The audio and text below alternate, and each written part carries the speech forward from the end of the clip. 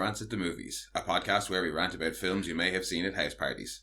I'm one of your hosts and jack of all trades, Mono, and meeting the school's most eligible predator as she runs out of the men's bathroom is my co-host and master of none, Kira. There's never a queue for the men's. Especially not when you burst into, like, accost your little brother. Yeah. Yeah, but there is also never a queue. No, and I laughed hard. Yeah. I laughed hard at the fact that the first meeting was outside the Jacks. I think I even texted you. I was like, oh my god, they meet outside the Jacks. Yeah. That's so funny. But yes, as promised, we are looking at another teen drama today. Yeah. And we are looking at The Vampire Diaries. Yeah. In this instance, I had read the series of books. Oh, had you before the show? Yeah. Or... Yeah, and I didn't watch the show, I think, until because of the way it came out, it was on the CW. Yeah. So the whole season came out on Netflix here. Oh, yeah. So I think that was how... You had to wait for it to... I think it was 2 seasons in when I started watching it. Yeah. Because I was like, because it was around the time where we were getting 1 season of stuff and then they weren't making more of it. Yeah. And, well, I mean, this was, 2009? Yeah. For 8 seasons? Yeah, and 2 spin-offs. Yeah, as you were saying last week. Yeah, no, and the originals is great. So there's plenty to watch in this one? Yeah, the Legacies is more childlike. It's very, young teenager. They're the main characters, it's the kids from these characters. So they're 13, 14, 15. Yeah. It's a school for gifted kids in Legacies. Oh, right. It's the Harry Potter of this universe. Yeah, basically there's a whole load, because of all the shenanigans from this, there's a whole load of weird mix. Is it set kids. much further in the future? It is the kids are teenagers. So. 20, 30 years at least, jump forward. No, because they have the kids during the run of this. Oh, right. Later seasons of this, and in the originals as well. They do time jumps in this as well, throughout the seasons, because obviously, they're in high school for the first 2 seasons, I think. Oh, that's going to be annoying. And then they go to college, and then there's a 5-year time jump just to move things along. Speaking of high schools, I had no problem believing that these kids were high school students. No, they look about as old as the kids last week, but they are acting like teenagers. Yeah. I was there's a proper high school party in the woods. In the woods, yeah. Coolers of beer, bonfire. Would you have watched this one as often as Gossip Girl? No, I would have watched this. I've never made more to watch. Yeah, there's more to watch in this, and some of the storylines later on get really, really fucking fun. Yeah. And they bring in different mythologies. There's sirens, proper sirens in a later season, the luring men to their death to eat them type. Yeah. They're fun. The originals I didn't watch as much. I've never made it the whole way through because it keeps leaving whatever streaming platform I'm on when I'm in the final season. But it's really complicated, so I can't just jump in. The joys of streaming. I know. It's a pain in the ass. Physical media all the way. Yep. And the Legacies, I've only ever watched the first couple of episodes of it because I went, ooh, they're very young. This is for kids. But this one is, seems to be much the same in terms of rankings and stuff. It's got 7.7 on IMDb for the whole series, 86% on Rotten Tomatoes, so similarly well liked as Gossip Girl. I'm guessing by a not necessarily different audience, but not exactly the same audience anyway. It would have been the same kind of target audience. It was around the time when the CW was king, so you had Supernatural, this, Gossip Girl were all on the same network. Oh, were they? Yeah. Oh, right. CW was like that, and I think I knew this was CW. I think the OC was on it as well. Yeah. Not The Hills in Laguna Beach because they were on TV. But I would hazard a guess that this is more your same type of people who would have been into Buffy and the X-Files back in the day. Yeah. Rather than the kids who would have been into 90210 back in the day. Yeah, well, there was a reboot of 90210 as well. There's teen drama. Yeah. And there's supernatural teen drama, is what I'm trying to say. Yeah. This would have been, you're kind of little bit, True Blood was a bit too old for them. Yeah. This did just strike me as a little bit like Buffy, but kind of updated.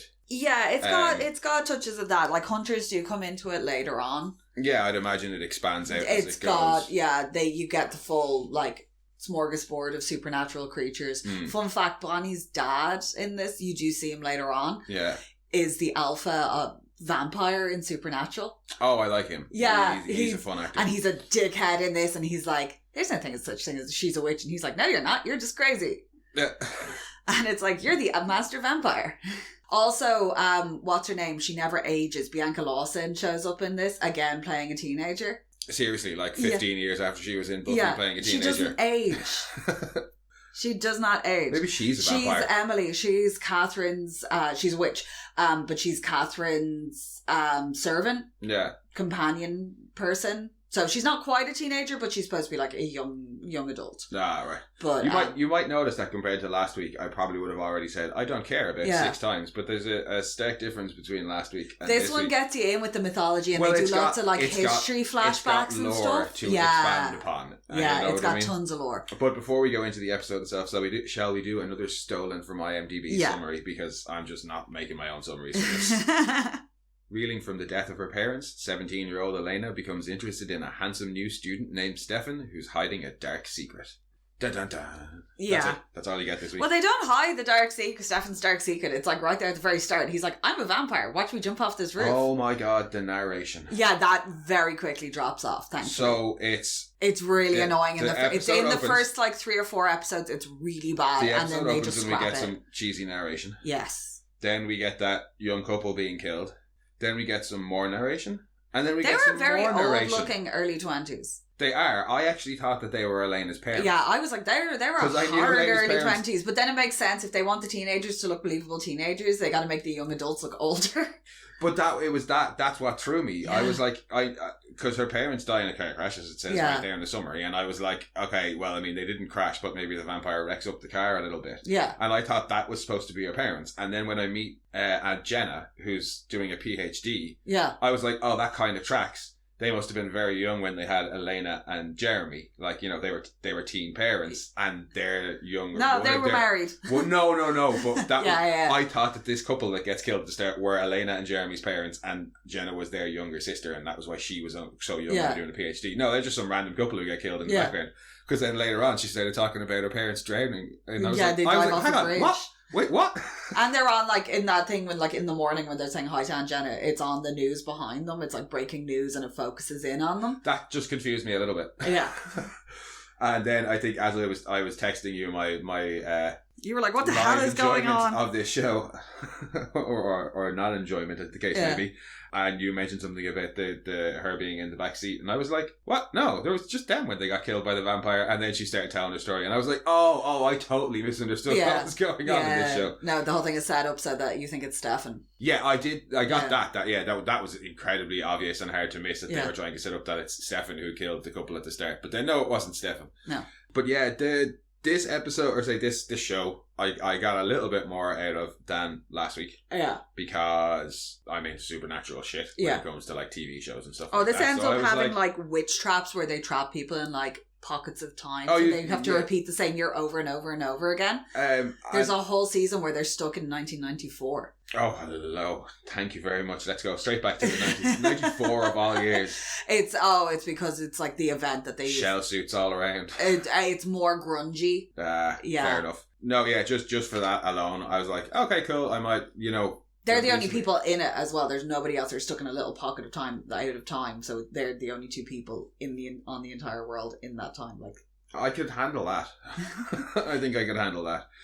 But yeah, I was like, I got more out of this because it was supernaturally, or so I thought. Because on the second watch, I suffered through the second watch, I'm not going to lie. Yeah. Because in the first watch, I was like, ooh, what's going on with this Stefan dude? And like, he's obviously a vampire. Did he kill those people? Why did he kill her parents? They're not her parents. One mystery removed.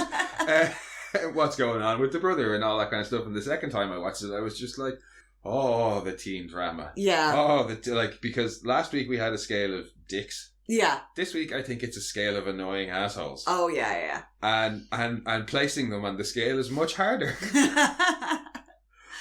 For starters, I don't know who to put at the bottom of the scale of annoying. I'm thinking maybe Bonnie. But Bonnie's introduction is very annoying. Bonnie's introduction has some phrases.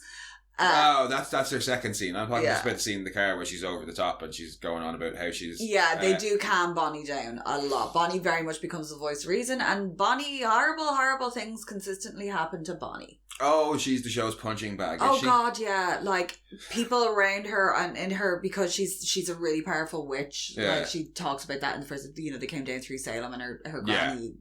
Grams is great when they do introduce Grams. She's fucking brilliant. Sheila. Yeah. Grams gives no shits. And it's just like, fuck you, and fuck you, and fuck you. Well, I suppose it's fair then that we put Bonnie at the bottom of the scale of annoying, because after that first scene, she's not that annoying, and if she's the show's punching bag, so was Jenny last week. She's always the person who has to make like the big sacrifice to save somebody, and it's always for Elena, because everything's all about Elena. Like, Caroline's right when she's having her little drunk meltdown.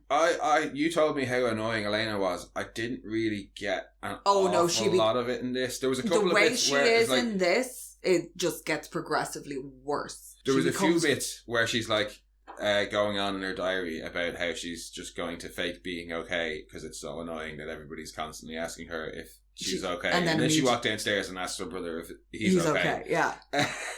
But I didn't find her super annoying in this episode. No, she does get very grating. She was a bit annoying, so I'm kind of torn between Elena and Stefan as to who should be next on the least annoying. No, Stefan's fun. So yeah, I think Stefan, he's not that annoying. He's definitely better than Edward. Yeah. Like, I was very much comparing him to Edward in this episode, and to at certain points Angel, but mostly Edward, and he's far less awkward than Edward. And, like, he knows how to smooth over when he's doing something weird and vampire-y. Yeah. And he's quite good at it. You know?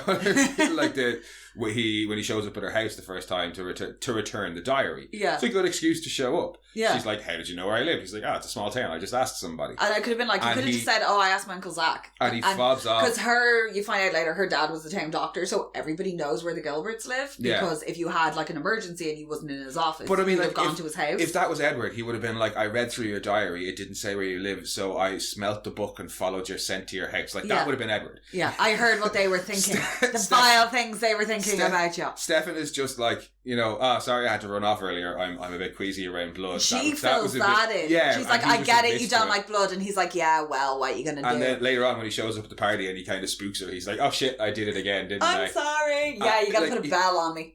But he kind of acknowledges and makes light of his weird behaviour. Yeah, he's like, I'm a bit weird. That's okay. He definitely comes off better than Edward, so I think he's next on the I do love his intro, annoying. Like, you only see the back of his head for so long. That cracked me up so much. Because it's like, where's the big reveal? Here's the cool guy. With the sunglasses and the leather jacket. Yeah, and he's just walking through It's not super exaggerated either. It's just like kind of looks to the side. It's like, you're not new. You're new. Like, but it's not like super obvious. And then from then on, when he's in the administration office and they're talking about him, just from then for like the next 3 or 4 times you see him, it's just the back of his head. And it's not until Elena bumps into him outside the Jacks that you see his face. And I thought that was so fucking funny. I just love the fact that when he walks past Bonnie and she's like, oh, and then she just follows him, like kind of chasing after him. I'd put Elena next on the scale of annoying. Yeah, she's not super annoying yet. She gets very annoying. You assure me she gets very annoying. I probably won't find out because I wasn't that enticed to go and watch.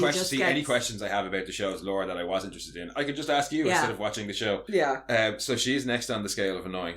Mostly just because she's a teenage girl and she won't shut up about her parents. Yeah. Oh, my parents died 4 months ago. Yeah. Oh, but I don't want to talk about the fact that my parents died all the time. But I'm going to keep talking about the fact. Yeah. Just go to therapy. Next on the scale is probably Damon. Yeah. Well, Damon just kind of shows up, has some quips. He's just very cliched when he shows up. Yeah, and it's just annoying because of how it's not anything he does as Damon the character. It's just he's very cliched bad guy when he first shows up, and that's kind of annoying. No, Damon actually becomes really complex and very interesting, and like, well, as you explained to me, he becomes the main love interest. Yeah, and Stefan just gets shoved to the side. Yeah, which I thought was quite funny considering how much they set up. He ends up stepping up and he takes on like this role in the council and like actually helps protect the town and becomes very like protective of the residents and shit like that. See, and he's like, this is my fucking town. I'm the only person allowed to fuck with it. This does make me kind of curious to watch more of it because for how they've set it up in the first episode, Stefan is the big... Oh, with his big hero hair, which is what it gets referred to. That hair only gets taller until it reaches almost Jedward proportions. So I'm not joking. I will find you stills. It gets to almost Jedward proportions. But you get where I'm coming from. That, like, it's supposed to be like the antagonistic brothers who are always at each other, and they end up then. It's one of those things where I'm the only person allowed to fuck with my brother. You don't get to fuck with him. I will stab him and starve him out and lock him in a safe at the bottom of a lake to die over and over and over again for 3 months. But that's my brother, and I'm allowed allowed to do that. You do that to him, I'm going to rip your heart out of your chest. That's fine. That dynamic is fine, and that dynamic could work within what we've seen in the first episode. The dynamic that I can't understand working, given what we've seen in the first episode, is Stefan kind of becoming a bad guy, despite what they set him up to be love interest. Yeah. And Damon, the pure asshole, and like he's basically Spike to Buffy and Angel. Like, you know what I mean? Like he's that. Oh no! We even get him in New York in the 80s, where he's basically a serial killer that was he's a serial killer, but he's dressed exactly like Billy Idol. But that just makes me think, what the fuck did the writers do? Like, did the writers just go off the rails in this show? Not as bad as Riverdale. No, but that's why I'm kind of curious to watch, because I'm like, what they've set up in the first episode, Stefan, the heroic, honest, like, vampire with a soul who's in love with the teenage girl, and Damon, the antagonistic vampire who's trying to get the good vampire to return to his old bad ways. And you're telling me that flips within the season. Yeah. I'm like, how do they do that and not make really it, like... well. Really, really well. The whole thing, the whole crux of it is that Stefan is what's known as a ripper who can't control, because he's so kind of like... Also, they were like turned in 1864 or something like that, so they've got all that. I don't need to show his whole backstory. Like. He's a ripper. He can't control his bloodlust. He feeds until he literally like rips people apart. Yeah. And he's just like it's like the beast within. Okay. So he has to either completely abstain from blood. Yeah, or just kill everybody all the time. Or just nom. And they end up getting him. It's the whole, because he's sustaining on animal blood, he's not as strong. Yeah. And to beat Damon, he starts drinking human blood. Oh, and then chaos ensues. Oh, okay. So that's how he becomes the bad guy. Damon's like, oh shit, you're going to blow the cover for all of us because the council know that I didn't mean for it to go this far. Yeah. Alright, I don't know. That's not... I was kind of hoping for just some bad writing. No. And then there's a bit later on when Klaus is like, drink it. So he's like, Klaus brings the Ripper back as well, but that's because Klaus is an asshole. But he's a wonderful asshole. I don't even know who Klaus is. We've only watched an episode. Back to the scale of annoying. The top two places I think have to go to Jeremy and Caroline. Oh god. Jeremy's just mostly just straight up annoying the whole episode. He's like, leave me alone. I want to do my jobs. He's supposed to be like 15 or 16. Yeah. Is he? Oh, I thought he was supposed to be the same. Like no, he is supposed to be like 2 years younger than her or something. And then Caroline is mostly annoying for just trying so hard and throwing herself at everybody and being... Caroline is also... Caroline's being a pick-me. Caroline's also incredibly self-aware though, and... I did like... The only bit of hers I liked was at the end where she's like really upset about the fact that Stefan went for Elena. Yeah. And she's like, I'm inappropriate! And this, that and the other, and Bonnie's trying to comfort her and she's like, it's not a competition. And she's like, it is. Yes, it is. That does become a thing because it's a trio of friends, so like... There's always that push and pull between the three of them. But yeah, the two of them are quite annoying. They're just very teenagey. Matt's pretty annoying as well as the little like lost puppy in the background. Yeah. I assumed he was going to be kind of more of a side character, but you informed me that him, Tyler, and Vicky become... Not so much Vicky. But him and Tyler She ends up buried on the side of a highway in a shallow grave. Oh, fair enough. Yeah. I didn't particularly like her anyway. Tyler becomes a werewolf. His storyline's fun. That's kind of most of the team characters. Matt stays human, weirdly enough. Oh, there's always one who stays human. Yeah, it's Matt. Is he the Xander of the group? Yeah, with less of the sexual assault. Because you can kind of... Yeah, he ends up becoming like, he joins the police force and he teams up with the sheriff, who's Caroline's mom. They do. And he's like, this is my town, and... They do kind of have a bit of a Buffy dynamic across them in as much as Elena. Oh, they do get referred to as like the Scooby Gang and stuff like that as well by Damon. Elena is your Buffy character in as much as she's the main character. Yeah. Not that she has zero self-defense skills. It's not even a pure running away in a foggy graveyard is beyond her. It's not a pure translation. Yeah. Bonnie is the Willow. Yeah. Not just because of the witch, but because the best friend, the real supportive one. But Caroline strikes me as the Cordelia of the group, but she begins as more friendly than Cordelia does in Buffy. They are friends. It's just that she's very uptight. She's that type A person. She's like, I need to do the best. She's neurotic, but she's very self-aware of all of that as well. And she's like trying not to be weird, but she's also like one of these, her relationship with her mom is very antagonistic as well, and she's constantly got the I'm sorry, I'm not good enough for you. Yeah. That gets a lot better. Matt, it comes across as kind of the Xander type. Yeah. Especially because he's after the main character and I'm guessing never gets her. And then you have Stefan and Damon as the kind of Angel and Spike. Yeah. So yeah, there's very much that Buffy there is a there. Drusilla, but she's good. Good as in a good character? Lexi's good as in fun? Because Drusilla was fun. Both. She's a good person and she's a fun character. Oh, like, right. She's Stefan's best friend who found him when he was in the midst of like one of his really bad Ripper phases. Oh, so instead of being and brings him back, Damon's little female sidekick, she's Stefan's female sidekick on the good side. She drinks blood, she controls all of that, like she's good. Okay. She's good fun. She's also older than Damon and likes to throw him around the place because she's stronger than him, just to put him down. I kind of mentioned it very early on, and obviously we've just talked about the Buffy thing there, but it does very much feel like... they do end up with a Giles as well, that's Alaric. But if it does very much feel like kind of a modern Buffy. Yeah.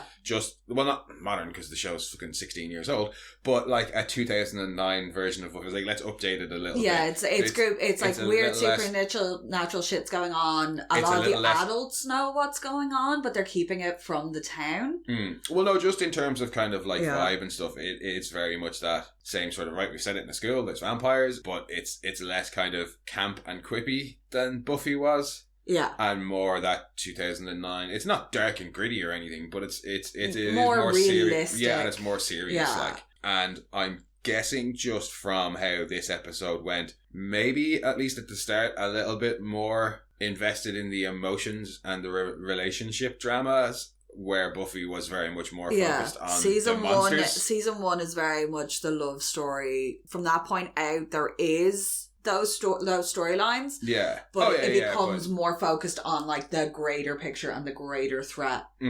It does start to expand out and out and out then from that. Like, you start getting like different characters coming in, like Bree, she's been in tons of stuff, I've forgotten her name. The way it goes in any of these kind of sci-fi or supernatural shows. And then because the brothers are like quite well known, the Salvatore brothers, you start getting other vampires who like are aware of them or showing up, or them reaching out to help, and this whole network thing that's going on.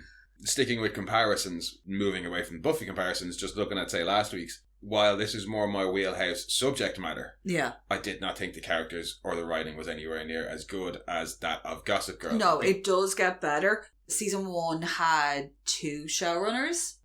Can't remember his name, and Julia Plec. Yeah. He left and he came back for the last season. Yeah. She did the other 5 by herself, and they do get a lot more complex, and the writing is a lot better. He went off and did The Secret Circle, which only ran for a season. I'm sure part of it as well is just by virtue of the fact that Gossip Girl was just a show about people doing people things. Yeah. You have to focus on the writing and make it that bit more believable. When you've got a show that has other elements like vampires and shit like that, you can have action. You can have a bit more action, and you can focus a little bit more on that element than just focusing on the characters. You have to focus on the characters in Gossip Girl, is what I'm saying. Yeah. But yeah, the characters were largely that bit more annoying and two-dimensional in this. But then I wasn't expecting anything fucking... No, well, they give you right away, like, Tyler's very much a jock stereotype. He's a dick. Yeah. Tyler stays a dick. I'd imagine so. Tyler's mom is great, though. She's a lush, but she's a fun lush. Dad's the mayor, he's an asshole. Like those side characters, they were very much, the side characters were absolutely one-dimensional if the main characters were two-dimensional. Yeah. I'm assuming, we'll get a little bit more from them as it goes on, but again, like with last week, nothing really enticed me to make me want to watch it more. The lore I was a little bit interested in, but as I said then on the second watch, I was like, I could probably just, if there's anything I'm really curious about, I can just ask Kira. I don't know if I want to watch it's a bit of a slog in season 1. They do devolve very quickly into like heart ripping and shit like that, and neck snapping. Cool, but I think there's probably other shows that I would watch that would satisfy that urge for me. But again, like this show wasn't made for me. This was actually quite gory. Like when it's kind of mostly targeted at like teenage girls. It was like, oh, that's a lot of blood being ripped out of somebody. There was very little in this episode. There was really just the couple getting killed at the start, and then Vicky getting attacked at the end. Yeah. The next episode starts with a couple camping in the woods, and he goes to get something for the car, and she's like, oh, it's going to rain. If it rains, we can't see the comet. And he's like, it's not going to rain. And then you hear patter, patter, patter, and she comes out of the tent to be like, I told you it was going to rain. Blood. And he's up in the tree. Yeah. And he also, she runs to the car, and she's screaming, trying to get in the car. Oh, she runs to the car as opposed to the couple at the start of this episode. The whole episode, she's screaming, and then the car alarm just chirps. And she just stops dead. It's such a good moment, and you're like, oh, you're fucked. Well, that's a much better moment than the couple getting killed at the start of this episode, where like she runs away from an open car. Now I know her lover has just been dropped on the bonnet of it, but not a good move. There were a couple of moments like that where I was just like eye rolling moments. Yeah. What is that stoner talk? God. That one in particular. That was the first one I was going to go to. That was eye roll. There was one that was just outright offensive, and I'll get onto that in a minute. But there was a few eye rolling bits. That was one of them where she's giving out to her brother and being like, "What is that?" I gave you summer pass. He says, "Chill out," and she's like, "What is that stoner talk?" Like what? She's just like that. What? It's that all American good girl. Yeah. Like, any drug is a bad drug. Like, now, in fairness, he is doing hard pharmaceuticals and shit like that. So, yeah, you probably should be worried. It's not like he's just out smoking a bit of weed. Like, he is actually... But she acts like that's what it is. Consuming, like, opiates. She acts like it's the weed. Yeah, it's not. I would be more concerned about all those pills. And then later on, after Vicky's got attacked, I don't think the cops are really out. Like, the cops know there was a big party there. Yeah. They've shown up and there's a girl who's nearly dead. That's what they're concerned with. They're not concerned with who was or still is drinking in the woods. Yeah. Let him have his fucking beer after the like girl he's like puppy dog eyes like following around has just been nearly killed. Let him have a beer. Like also he fell over her. Yeah. Like that's how he found her. He landed on her. The teacher's a bit of a dick. Teacher's a dick. But just where he's just teaching a class and then out of nowhere just because like he asks the jock if the jock wants to answer the question to like dispel his jock stereotype. And he's like, no, I'm fine with that. And he gives a smart ass answer. And then he asks Elena, and Elena's just like, I don't know. And he just goes all out. He's like, listen, just because your parents died doesn't mean you're going to get a free pass for much longer. Buckle up, kiddo. And it's like, whoa, dude. Yeah. It's the first day back. So it's not like you could like wait for a month or so and then be like, hey, look, you've been doing no work. You can't just coast on your parents being dead. Not immediately in front of the whole class. Like, dick move.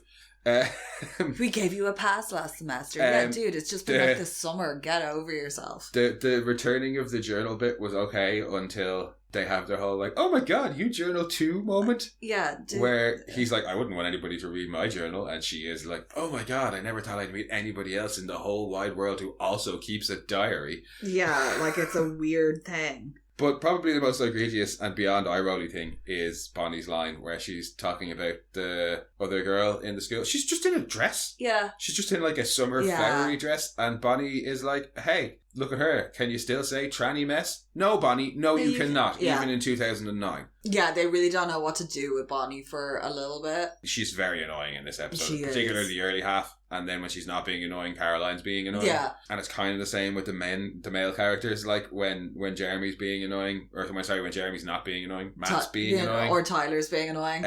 Matt also has one particularly big eye-rolly bit where it's like, oh, at the party, I still believe in us and I won't give up on us. Give up, Matt. Yeah, give up. You're 16 or 17 or whatever. Yeah. Like, and she has moved on. Yeah, give up.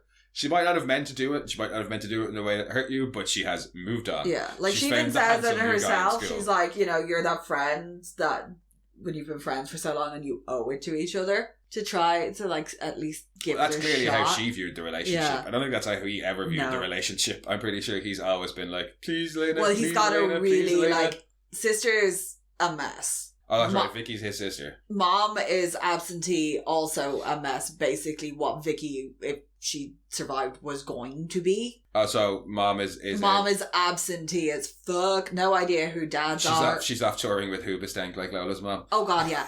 No, like she actually is. She comes back at one point, and it's because she ran out of money, or Pete broke up with her. Oh, hooray! Yeah.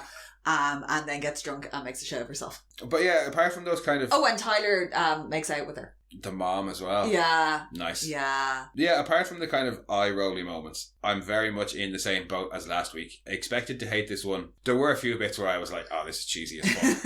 And I did get my hate boner on a little bit, especially at Damon towards the end where he's just so cliched. And the staring in class was pretty funny as well. Although not as severe as Edward's staring. No, or gagging when he's like, oh my god, that smell. That's still... 5 films and that was still the bit that entertained me the most. It was him gagging when she walks. 20 minutes into the first... You should have told me it was all downhill from there. Yeah, oh god, it is. Yeah, him. And then her sitting there and being like... Do I smell? What the fuck? Like, if there's any time you ever want to make somebody really, really paranoid, like, do that. I mean, you will be fucked up for the rest of the day. It's kind of like stink hand. You can see elements of the Twilight-ness in this show. No, they do move away from that. It's never as bad as Twilight, but you can see elements of, hey, Twilight was popular. Like, that's where it is. The show is somewhere between Twilight and Buffy. Yeah. That's where I've landed on the Vampire Diaries on one episode of watching. Yeah. Is that it's somewhere between Buffy and Twilight. Yeah, that'd be accurate. And I enjoyed accurate. Buffy, and I didn't enjoy Twilight, and I semi-enjoyed this. So that's kind of where I sit with the show. What about you? What makes this one of your comfort shows or your guilty pleasures? I read the books. Yeah. I was like, oh, I'll watch the show. Watched the first season, was like, this is different, but I like it. The books, there's more there's like 4 best friends in the books, and they kind of get abandoned a bit. Whereas with Gossip Girl, you were just like, I this is reductive, but you were like, I like the fancy scandalous lives of rich and famous people. It's like watching a car crash. Gossip Girl is my car crash TV, where you're like, it's bad and bad things keep happening and they somehow keep coming out of it. But so you keep hoping that one bad thing will stick. But I don't think this would say as strong as a first episode as maybe Gossip Girl would have been. So you having the foreknowledge of the books and kind of where certain things were going and that it was going to expand out. Yeah, I was like, oh, this would be interesting. Like, what? I just wanted to see what they were going to do with the characters, because it was clear immediately that they had changed a lot of the characters. So that was part of the reason that you kind of kept... Had you not read the books, do you think you would have kept watching the show? If I'd made it through, like, the first season, I might have given the second season a watch, and then the second season does get a lot better. Yeah, well, I mean, I think because they're over kind of the initial, like, core group story, and it starts to expand out, and that's when you start getting in other lore and things like that. It is unfair to judge a show just based off its first episode, and that's not what this is about either. This is just about me watching teen dramas that I haven't seen before. Yeah. So yeah, I mean, if you're going to watch a show, you should always give it at least a couple episodes to give it a chance. In fairness, how many times have we rewatched the first couple of episodes of Rick and Morty? And we've tried. We've watched the entire season. Well, now we know. It's not for us. Yeah. So yeah, I'm not trying to judge it based off this, but yeah, so you probably, had you got to the end of the first season, you would have kept watching. It would have kept your attention. Yeah, well, it's about, I think it's like 5 or 6 episodes in, she finds out he's a vampire. There's all the tomb vampires that come out, which that whole storyline of why they're all actually in Mystic Falls and why this comet that they mention becomes really important. So and it's all them trying to move, and there's a couple of players coming into it and trying to move pieces into position. So it sounds like things develop fast enough within the first season. It's not one of those real slow, we're going to, you won't find out why he's even back in town until the end of the season. First season is 22 episodes. Yeah, I knew it was one of those kind of shows. Long. So you get basically because you get the whole thing that they're back because she looks identical to this one Catherine that they knew. You find out that she's this doppelganger, madness, like, because she's a supernatural being. There's all these players from the past start to show up. Yeah, I'd imagine they release a whole tomb full of the vampires that are in the church. So they let out a whole load of vampires that have been starved for the last 145 years. So it gets, it definitely sounds like and it they're all widens out very revengey quickly. After the founding families who locked them in there, who are still the founding families, like it's just the descendants, and they start to target them. So yeah, it definitely sounds like it expands out pretty quickly. Yeah, it does. So yeah, no, again, I can see, like last week, I can see what the attraction of this show is. But like the first 2 or 3 episodes are just kind of setting up this world, and then it really starts to get the feet underneath it and run with this insane story. Yeah. Yeah, no, I'd say I got a much better idea of what Gossip Girl was about with the pilot episode than I would have off this. Yeah. You know what I mean? This really just sets up the characters that we see on screen. And you get them very much their archetype characters as well, and you start to get the nuance and the complexity of them as the story unfolds. Yeah, but all this does is set up, we've got characters, we've got 2 vampires, we don't really know what the vampires' motivations are. That's kind of where we are at the end of this episode, whereas at the end of Gossip Girl, you knew who all of the characters were, you knew who they were about, you knew what the factions were. Yeah. So you had a much better idea of where the season was going to go. Based on this, I wouldn't have a clue where the season is going to go beyond Elena and Stefan's relationship develops. Yeah. And even then, apparently not in the way I was expecting at all. No.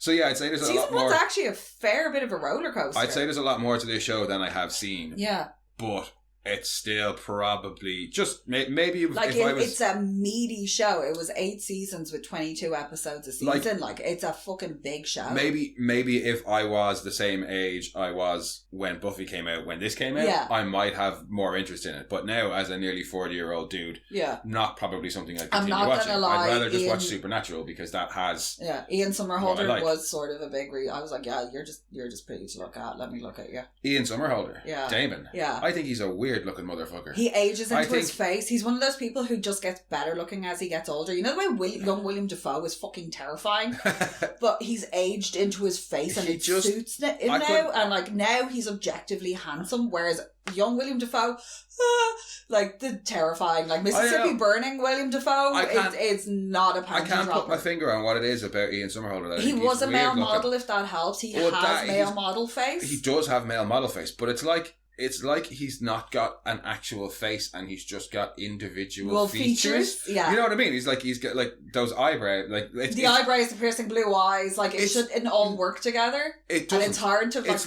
It's like he's a construct. No, yeah, it's like he's a police sketch brought to life, where somebody described his features and we're like strong eyebrows, blue eyes, this kind of a jawline, this kind of a nose, and then they put it in some rendering software, and Ian Somerhalder came out. Yeah, just popped out. He's in that V Wars where he's playing somebody fighting vampires now. Alright, and I mean, I'm sure he's a good actor, and I'm not trying to say he's an ugly dude. I just think he's weird looking, and I can't quite put my finger on it. Yeah, he's got that male model thing. And I mean, I'm not a male model. No, I ain't one to cast stones. Lost as well. Really, ironically, him and Nina Dobrev, who's Elena, they dated. Actually, did in a relationship, but they had split up by the time their characters get together. That must have been fun. That must have been fun. Her and because Paul Wesley, who's Stefan, and her really didn't get on for the first bit while filming. Right. The pair of them were we didn't like each other. Well, I won't say there was a lack of chemistry or anything, but you wouldn't have gotten that these two people hate each other from watching it on screen anyway. No. But I think overall, that last week, not for me. Yeah. Might have been for me at a younger age, and I think maybe you probably could give this show a little bit more to get into the swing of it. Yeah, no, it needs the first season. Yeah. It goes a bit mad, but it sets up a lot of stuff, because there's a lot of shit from the past that comes into it. They have a vampire tracking device that Elena's Gilbert back in the day invented, but it was actually spelled by a witch. I'm sure once they expand the lore, it does get fun. I have no doubt of that. Yeah. I'm not really invested enough in the characters to want to watch any more of it. But while I found bits of it annoying, I really thought that this was going to be one that I would also hate, but I didn't. When do I get my hate boner, Kira? I don't know. Do I get it next week with Pretty Little Liars? Oh God, yeah, you will. I feel like that's probably going to be the one. That's going to be the one that, it's so ridiculous. They're also they're not super rich, so you don't have that excuse, but they're all that kind of middle class American where they have a nice house and fancy cars. And I don't know why, I just feel I've been wrong about these two as well, but I feel like that Pretty Little Liars will be the one that I really like. Pretty Little Liars will be the one you're like, oh God damn it. And the thing you got to keep in mind as well is your one who plays Allison, she's Grace in Grace, the Stargate episode. Oh yeah. Little girl Grace. Yeah. She is the only one who's actually her age as well. Oh, like with Taylor Momsen she's last 14. Week. She's 14 filming it. So another talented child actor. Oh God, yeah, incredibly. She's also a really talented cookbook baker. That's trivia for next week, surely. That's trivia for next week. But so that was Vampire Diaries season 1, episode 1. I'm assuming it was called Pilot as well. It was also called Pilot, yeah, because Pilot. Also, can we comment on Bonnie's overreaction when that bird hit her car? I would more like to comment on the fact that nobody came over to ask either of them if they were okay when the car nearly crashed on a main street and sat there for a good 30 seconds. Yeah. But no. Yeah, there was a lot of those weird eye-rolly moments in the show. Yeah, it was you're not even driving that fast. Oh, you should see there's a car crash later on. It's you were not going fast enough to do that. No, I won't see it. No, I will not. Yeah, no, if I started you, I think if you'd watch the first, no, you can't watch the first episode of the originals because there's so much of the story is based in 2 seasons. The only way, I was never going to keep going. I think you would enjoy the originals because they are, they're the original family and they don't give a fuck and it's a more adult, but it's based in New Orleans, so you've got the different factions going on where the vampires control the city, but the witch covens are mad as fuck about it. I think the only way you would have gotten me to keep going with this is if I had tricked myself into it and just kept going after watching the first episode the first time. And just let the rhythm take me. But I was like, I have to do a second watch of this, and the second watch just drained all the fun out of it for me, because I was like, oh, these really are teenage characters. When you get caught up into it, you're like, ooh. So yeah, as well, it doesn't have like a big opening. It's just that one. It was also that era of cold opening, title card, straight into the episode. But I also didn't want to do what I did to myself last week, which was where the episode of Gossip Girl kept running into the start of episode 2, and what I thought was the best thing in the whole episode of episode 1 of Gossip Girl is actually at the start 2? Of episode 2, where he gets his face smashed in by a taxi door. So I was cautious of not doing that to myself again. So the second the episode ended, I was like, stop. Yeah. And then I went back to it and I was like, oh, I didn't enjoy this as much. No. But no, I'm not supposed to enjoy these things. No, you're not. So next week we will be back with Pretty Little Liars. That was Vampire Diaries Season 1, Episode 1. Thank you for joining us, guys. If you want, you can come and chat with us on Twitter at rantsmono. Oh, sorry, no, you can go and check out our other episodes about things we enjoyed, like The Boys and our other movies on Mono Rants at the Movies. Yeah. And then you can come and chat with us on Twitter at rantsmono, on Instagram at monorants_the_boys, on Blue Sky at monorants, or you can send your own rants to monorantspodcast@gmail.com. And we'll see you next week. Bye-bye.